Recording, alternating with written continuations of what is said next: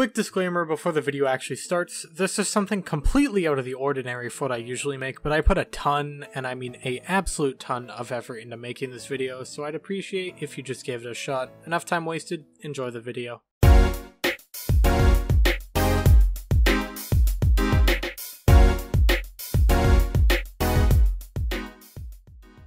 Okay guys, I've called this meeting because corporate is really pressuring us about all these Pokemon bootlegs, fan games, and ROM hacks out there. And they're upset that our fans find these games better than ours because they, do things like actually take what the fans want into consideration. It's absolutely outrageous, really. As proud Nintendo lawyers, we have a duty to remove any and all fun our fans have. Anyone have any ideas?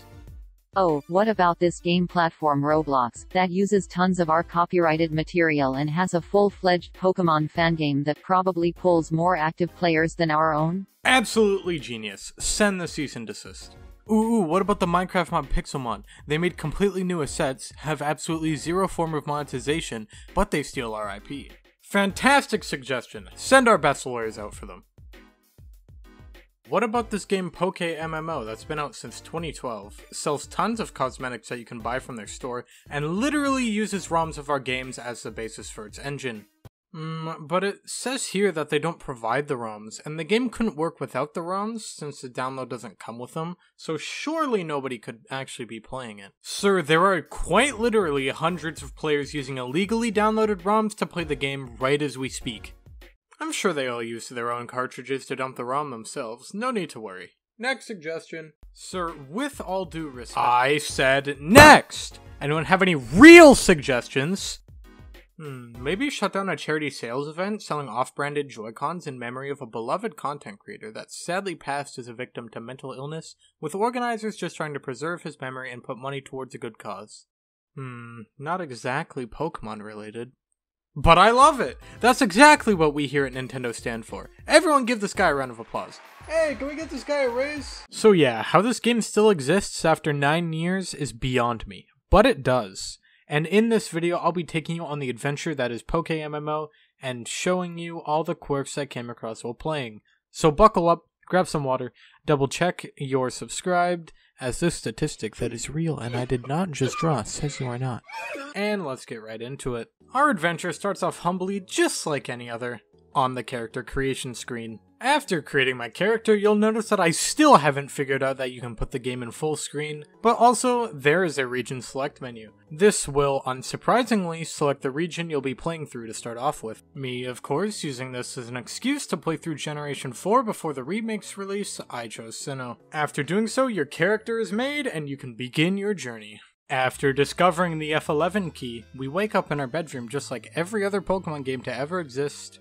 Meet our ADHD-riddled friend and rival, head downstairs, meet our mom, and try to run away from home.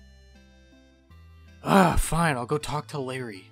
Did you get a Whopper? No, Cherry, I did not get a Whopper. After trying something more dangerous than driving a 400 horsepower Miata, we get our lives saved by this old guy who decides it's a fantastic idea to give children weapons of mass destruction. To which I, as a responsible person, choose the least threatening one. Fulfilling my duty as a responsible adult, I crush all of Harry's dreams before they can even develop. It's for the better, man. And of course, his immediate reaction is to go try and catch a legendary Pokemon at the nearby lake. Not only is this a terrible idea, we don't even have Pokeballs. But alas, we head over to the lake only to meet a real-life spaceman, which immediately makes him regret his decision to come here and races me to the next town.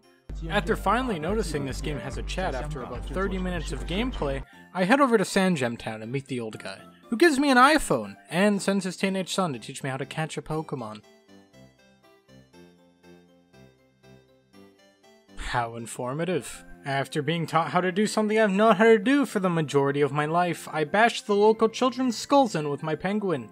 And as a proud Canadian, I catch a local beaver before him, the ultimate first boss of the game. Seriously, this may be the most fucking annoying trainer ever. After taking down the titan that is Burmy, I continue onwards to the local metropolis where I meet a suspicious man who is hell-bent on convincing us he's a cop. I don't know, man. Sounds like something someone who's not a cop would say. After the authorities apprehend the man, I continue on to a school I don't attend to talk to Very and bully more children. After getting expelled from the trainer school, this not suspicious man offers me a free Apple Watch if I give these 3 clowns a blow. I, of course, refuse and continue north to pick up a nice plant for my future apartment. After that, Derry wants a rematch for crushing his dreams, which I respond with by using the skills I picked up from the trainer school, beating up his pets and taking his lunch money. After heading east of Jubilife, I reach the Orberg Gate, where this nice hiker gives me the HM for Rock Smash before I continue into the city, only to find out that I have to go contract black lung in the local mines to find the gym leader. I also thought I should touch on the GTS, which is a cool system in this, which allows you to sell your Pokemon and items to other players for in-game currency. But now, it was time for the first gym leader. I had prepared my penguin, beaver, and plant the best I could, and it was time to show down. He led with his connections of boulders to be oddly similar to a snake, which was, well, underwhelming as it died to 2 hits to my plant. But then came out what put the fear of God in me. A literal dinosaur. This dude has the ability to train literal dinosaurs. My plant, being simply built different, lives a headbutt from this ancient terror on 1 HP, poisoning it in the process, but a sacrifice had to be made. Continuing my Canadian heritage, I had to let my beaver die as a sacrifice to the dinosaur that stood before me before it became incapacitated to the poison. But my god, Buff Rock himself came out next, who thankfully just went down to 2 attacks to my penguin, securing me my first major victory. After the gym had fallen, we returned to Jubilife City, only to find out that the suspicious man from earlier had escaped prison, who proceeds to give me his phone number and run off. I then head north to find out more spacemen are trying to rob the old guy of his moonstones, to which as a proud Canadian I politely asked him to leave by sending my beaver after them. After the spacemen had been taken care of, I continue north, only to find out that because of the embezzlement of tax dollars, the only way to continue to the next town is through this cave that had been scheduled for demolition for the past 15 years. After arriving to the town that astoundingly hasn't had some teenagers kick up all the flowers, I noticed this oddly colored bird on the GTS for around the price of a month's rent in Vancouver. Heading eastwards, I encounter this little girl who asked me for help because a spaceman had kidnapped her dad. To which I respond by stomping his pets like all others, but this time, the spaceman, actually having a brain, just runs inside and locks the door. Really, if they all just did this, 10-year-olds would not be thwarting so many criminal operations. After heading back to town to heal my Pokemon, I catch word from the locals that a UFO had been spotted in the meadow just north of the town. I head up there to have my suspicions confirmed, and find out that there are spacemen trying to steal honey. After I laugh at them for being too broke to buy honey, they run off crying and I pick up the key to the Valley Windworks in the process. After a time skip from an off-screen grinding session, I head back to the Valley Windworks and storm the operation, only to find out that it's being led by a former moderator of r/Chonkers, and she's out for her revenge after it got deleted. After fat-shaming her cat, she ran off crying, and the Valley Windworks were free once again. Also, my penguin got a bit bigger, but that's not important. After the spaceman ran off, the little girl thanks me and excitedly informs me that the balloon Pokemon will be visiting again. Oh no. After reporting the missing girl to the police, I head off towards Eterna Forest where my beaver happens to evolve in the process. After I make it to the forest, this Cheryl wench dare request to tag along with me, to which I decline, and yet she follows me anyways. You know, this part of the game really makes me feel like I'm missing an important memory in my life.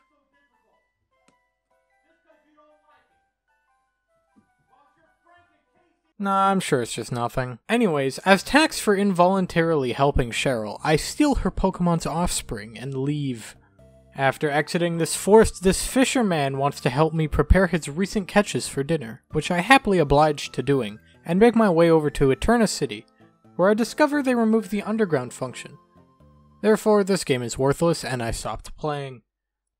Okay, fine, I'll continue playing the game. I then continue further into Eterna City where me and rival. I ran out of names, okay?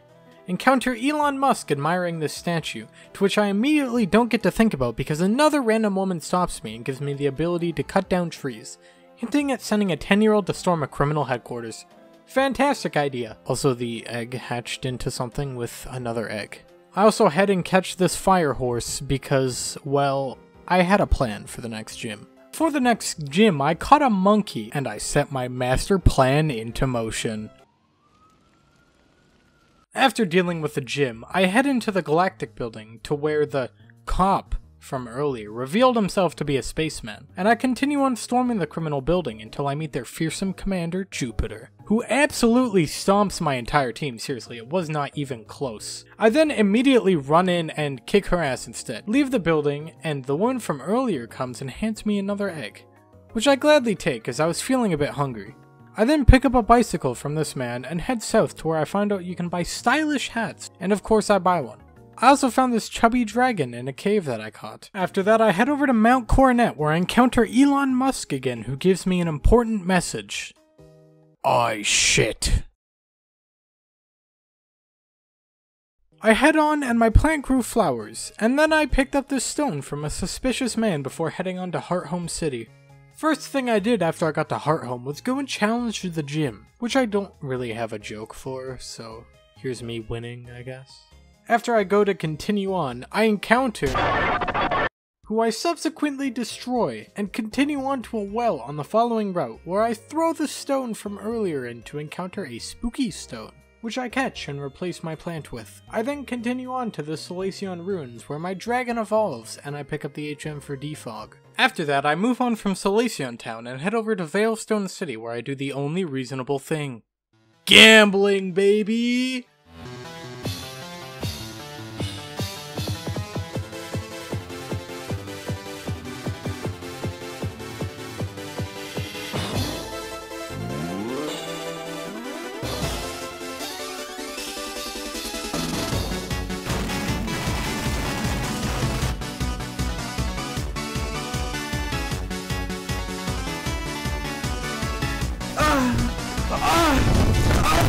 After losing my mortgage, I head to the next gym, which I realize isn't a Pokemon gym and instead is an actual gym, so I leave.